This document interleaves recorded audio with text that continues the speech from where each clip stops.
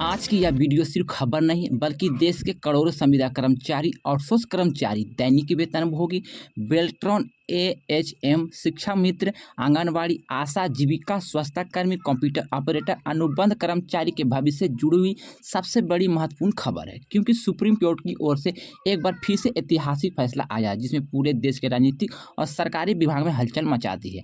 अगर आप भी किसी विभाग में 8 साल 10 साल या 12 साल या उससे अधिक समय से काम कर रहे हैं तो ये वीडियो आपके लिए बेहद ही महत्वपूर्ण होने वाला है, क्योंकि अब सवाल सिर्फ नौकरी का नहीं है, सवाल है अधिकार का, सवाल है सम्मान का और सवाल है भविष्य का, जिसके लिए लाखों कर्मचारी वर्षों से संघर्ष कर रहे थे। दोस्तों, दिल्ली से लेकर बिहार, झारखंड से लेकर राजस्थान और उत्तर प्रदेश से लेकर मध्य प्रदेश, हरियाणा, पंजाब, छत्तीसगढ़, महाराष्ट्र, तमिलनाडु, लगभग हर राज्य में लाखों करोड़ों कर्मचारी जो कि सरकार के लिए काम कर रहे हैं। लेकिन सबसे बड़ा दर्द क्या है? काम रेगुलर कर्मचारी जितना, ड्यूटी वही, जिम्मेदारी वही, लेकिन वेतन आधा, सुविधा शून्य और भविष्य अंधेरे में। यानी काम पूरा सरकारी लेकिन दर्जा अस्थायी। और यही मामला अब सुप्रीम कोर्ट तक पहुंच चुका है। सुप्रीम कोर्ट का बड़ा फैसला साथियों, नई दिल्ली सुप्रीम कोर्ट की संविधान पीठ में जो टिप्पणी की है उसे देश भर के लाखों कर्मचारी की नई उम्मीद जगा दी है। कोर्ट ने साफ कहा कि अगर कोई कर्मचारी किसी विभाग में लंबे समय तक लगातार सेवा दे रहा है और विभाग उसे नियमित काम पर ले रहे हैं तो ऐसे कर्मचारी को अनिश्चितकालीन अस्थायी नहीं रखा जा सकता। यानी अगर कोई कर्मचारी 10 साल या उससे अधिक समय तक सेवा दे रहा है तो उसके नियमितीकरण पर गंभीरता से निर्णय लेना सरकार की जिम्मेदारी है। अब सबसे बड़ी बात क्या है? सुप्रीम कोर्ट ने यह भी कहा कि राज्य सरकार कर्मचारियों के साथ भेदभाव नहीं कर सकती। यानी समान काम का समान वेतन और समान अधिकार भी होना चाहिए। और यही वजह है कि पूरे देश में संविदा कर्मचारी के लिए खुशी की लहर देखी जा रही है। अनुच्छेद 14 और 21 का मतलब क्या होता है, यहाँ पर आप लोग जितने भी कर्मचारी हैं ध्यान से समझिएगा। दोस्तों, सुप्रीम कोर्ट ने अपने फैसले में संविधान के अनुच्छेद 14 अनुच्छेद 21 की जिक्र किया है। अनुच्छेद 14 का क्या कहलाता है? समानता का अधिकार, मतलब सरकार किसी कर्मचारी के साथ अन्याय नहीं कर सकती। अगर यहाँ पर देखिएगा तो और भी बातें लिखी गई कि अनुच्छेद 21 जीवन समान के अधिकार की बात भी कही गई है। आप सोचिए, कोई कर्मचारी 10 साल 15 साल तक सेवा दे रहे हैं लेकिन हर साल डर रहे नौकरी कब खत्म हो जाएगी, नौकरी कब चली जाएगी, तो क्या ये सम्मानजनक जीवन है? नहीं। इसी बात को लेकर कोर्ट लगातार सरकार को चेतावनी देता आ रहा है। और यहाँ पे जो जानकारी निकल कर आ रही है, अभी जितने भी कर्मचारी हैं आपके विभाग में, कोई भी विभाग में, उनको लेकर बहुत ही अच्छा महत्वपूर्ण जानकारी दिया गया है। बिहार में सबसे ज़्यादा हलचल क्यों तेज हो चुका है? दोस्तों, हम बात करते हैं बिहार की।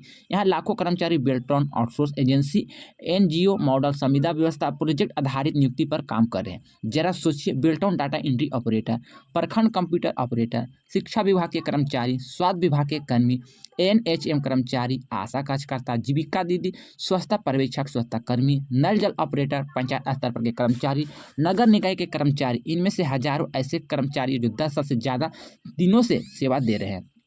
लेकिन आज भी स्थिति क्या है? हर साल एग्रीमेंट बदलो, हर साल नई एजेंसी, हर साल नौकरी जाने का डर, और इसी को लेकर लगातार आंदोलन होते आ रहे हैं। जागो देवी मामला क्या था, यहाँ पे ध्यान से समझिएगा। आपके लिए जो कुछ समय पहले जागो देवी मामले में काफ़ी सुर्खियां बटोरी थी। इस मामले में मुख्य सवाल यही था कि अगर कोई कर्मचारी लंबे समय से विभाग में काम कर रहा है, अगर विभाग को उसकी काम की अस्थायी जरूरत है तो उस कर्मचारी को हटाकर किसी दूसरे को कैसे रखा जा सकता है। यानी इसी तरह राजस्थान और झारखंड से जुड़े मामले भी सुप्रीम कोर्ट में कई महत्वपूर्ण टिप्पणी दी थी। आउटसोर्स कर्मचारी का सबसे बड़ा दर। दोस्तों, आउटसोर्स कर्मचारी सबसे ज्यादा परेशान है। क्यों? क्योंकि उनका मालिक कौन है ये भी स्पष्ट नहीं होता है। काम सरकार की दी लेकिन वेतन एजेंसी देती है, और जब समय आती है तो विभाग कहता है एजेंसी जिम्मेदार है, एजेंसी कहती है विभाग जिम्मेदार है। और बीच में पिसता है कौन? तो गरीब कर्मचारी। कोई पीएफ नहीं, कोई मेडिकल सुरक्षा नहीं, कोई अस्थायी भविष्य नहीं, और सबसे बड़ी बात, सालों सेवा देने के बाद भी अनुभव का समान नहीं। पीएम मोदी की चर्चाएं क्यों तेज हो रही है? यहाँ पे ध्यान से समझिए दोस्तों। अब प्रधानमंत्री नरेंद्र मोदी की चर्चा इसलिए तेजी हो रही है क्योंकि केंद्र सरकार कुछ वर्ष पहले लगातार सरकारी व्यवस्थाओं को डिजिटल और अनुबंध आधारित मॉडल लाने की बातें कही गई थी। लेकिन दूसरी ओर देखिए, देश भर में संविदा कर्मचारी की संख्या तेजी से बढ़ रही है। अब कर्मचारी का सवाल यह है कि अगर देश में आर्थिक व्यवस्था मजबूत हो रही है तो डिजिटल इंडिया आगे बढ़ रहा है, तो वर्षों से जो सेवा दे रहे कर्मचारी को अस्थायी सुरक्षा कब मिलेगी? दोस्तों, यहाँ पर ये भी जानकारी बताई गई। कई कर्मचारी संगठन यह भी मांग कर रहे हैं कि केंद्र सरकार एक राष्ट्रीय नीति बनाए जिसमें देश के सभी संविदा कर्मचारी, आउटसोर्स कर्मचारी के लिए समान नियम लागू हो। और जब देश के गृह मंत्री अमित शाह की चर्चा इसलिए हो रही है क्योंकि कई राज्य में चुनावी माहौल बना और कर्मचारियों को सबसे बड़ा वोट बैंक भी बन चुका था।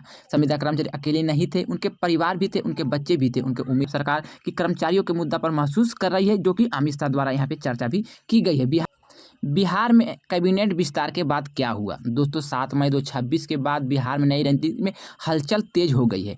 अभी सभी विभाग के मंत्री मिलने के बाद कर्मचारियों को उम्मीद है कि जो नियमावली रुकी हुई थी, जो फाइलें अटकी हुई थी, वो अब आगे बढ़ सकती है। खास करके सूचना प्रौद्योगिकी विभाग, बेल्ट्रॉन कर्मचारी और आउटसोर्स नीति को लेकर बड़ी बैठकों की संभावना बढ़ गई है। कई कर्मचारी को उम्मीद भी आने वाली है दोस्तों, जैसे कि सेवा सुरक्षा, न्यूनतम मजदूरी, समान काम का समान वेतन, पीएफ, मेडिकल की सुविधा, सेवा समायोजन, नियमितीकरण जैसे मुद्दों पर बड़ा निर्णय ले सकते हैं, क्योंकि यहाँ पे मंत्री का विस्तार किया गया, नए मंत्री को यहाँ पे प्रभार सौंपा गया है। समान काम का समान वेतन पर क्या हुआ? दोस्तों ये मुद्दा सबसे बड़ा मुद्दा, क्योंकि आज भी एक ऑफिस में 2 लोग काम करते हैं। एक अस्थायी कर्मचारी जिसका वेतन 60,000, दूसरा संविदा कर्मचारी जिनका वेतन 12,000। काम दोनों का लगभग समान है, तो सवाल उठाना स्वाभाविक है। इसी को लेकर सुप्रीम कोर्ट ने पहले भी कई बार टिप्पणी दे चुके हैं, कह चुके हैं, अगर काम समान है तो वेतन में अत्यधिक भेदभाव उचित नहीं है। दोस्तों देश भर के कर्मचारी अब क्या मांग कर रहे हैं? अब कर्मचारी संगठन खुलकर कह रहे हैं कि 10 साल सेवा वाले कर्मचारी को नियमितीकरण किया जाए, आउटसोर्स व्यवस्था खत्म किया जाए, समान काम का समान वेतन लागू किया जाए, एजेंसी प्रथा बंद हो, पीएफ और पेंशन मिले, मेडिकल की सुविधा मिले, सेवा का सुरक्षा बने और बिना कारण हटाए को रोक लगे। दोस्तों अब सुप्रीम कोर्ट ने फैसले को और सुप्रीम कोर्ट के फैसले के बाद इन मांगों को लेकर मजबूती मिल गई है। क्या सभी कर्मचारी को तुरंत परमानेंट कर दिया जाएगा? तो दोस्तों यह सबसे जरूरी बात समझिए, कोर्ट का फैसला आने के बाद हर राज्य की सरकार अपनी प्रतिक्रिया बनाने में जुट जाएंगे, यानी तुरंत अगले दिन सबको अस्थायी नहीं किया जाएगा। लेकिन अगर कोई कर्मचारी लंबे समय से सेवा दे रहा है, विभाग में उसकी जरूरत है, तो उसकी नियुक्ति प्रक्रिया पूरी तरह से वैध नहीं है। ऐसे मामले में नियमितीकरण की संभावना मजबूत हो जाती है। दोस्तों बेल्ट्रॉन कर्मचारी के लिए बड़ी राहत। बिहार के बेल्ट्रॉन कर्मचारी के बीच यह भी खबर तेजी से फैल रहा है, क्योंकि हजारों कर्मचारी वर्षों से अलग अलग विभाग में सेवा दे रहे हैं और सबसे बड़ा सवाल यही है कि क्या उन्हें विभागीय समायोजन मिलेगा, क्या एजेंसी मॉडल खत्म होगा, क्या अनुभव के आधार पर अस्थायी रास्ता खुलेगा? इन सब पर आने वाले समय में सबसे बड़ी बात यहाँ पर बहस होने वाली है। दोस्तों आशा, आंगनबाड़ी और जीविका को लेकर भी उम्मीद जाग चुकी है। तो सिर्फ कंप्यूटर ऑपरेटर या तो बेल्ट्रॉन की लड़ाई नहीं है, देश के करोड़ों महिला कर्मी भी इस दर से गुजर रही है। आशा कार्यकर्ता, आंगनबाड़ी सेविका, सहायिका, जीविका दीदी, ममता कार्यकर्ता, इन सभी ने गांव-गांव जाकर योजनाएं चलाई, योजनाओं को पहुंचाई। कोरोना काल में सबसे ज़्यादा जोखिम उठाने वाले इन सभी महिलाओं ने अपनी जान जोखिम में डालकर पूरे काम किए। आज भी मानदेय बेहद कम इनको दिया जा रहा है, इसलिए अब महिला कर्मचारी संगठन की भी नियमितीकरण और वेतन वृद्धि की मांग तेज कर रही है। चुनाव से कर्मचारियों की सबसे बड़ी ताकत क्या है? एकता। अगर कर्मचारी बटे रहेंगे तो उनकी आवाज़ कमज़ोर होगी, लेकिन अगर सभी विभाग के कर्मचारी मिलकर आवाज़ उठाएंगे तो सरकार को दबाव भी बढ़ेगा और सरकार इस पर जल्द से जल्द निर्णय भी ले सकता है। और अब सोशल मीडिया ने भी कर्मचारियों को एक बड़ा मंच दे दिया है। आखिर सुप्रीम कोर्ट बार बार टिप्पणी क्यों कर रहा है? क्योंकि देश में सभी अस्थायी कर्मचारी की संख्या लगातार बढ़ती जा रही है, सरकार अस्थायी भर्ती कम कर रही है और अनुबंध आधारित नियुक्तियाँ ज़्यादा कर रही है। इसको लेकर सरकार जो है कम खर्च कर रहे हैं, लेकिन अस्थायी कर्मचारी के भविष्य असुरक्षित होते नजर आ रहे हैं। इसीलिए कोर्ट लगातार संतुलन बनाने की कोशिश कर रहा है। आने वाले दिनों में क्या हो सकता है?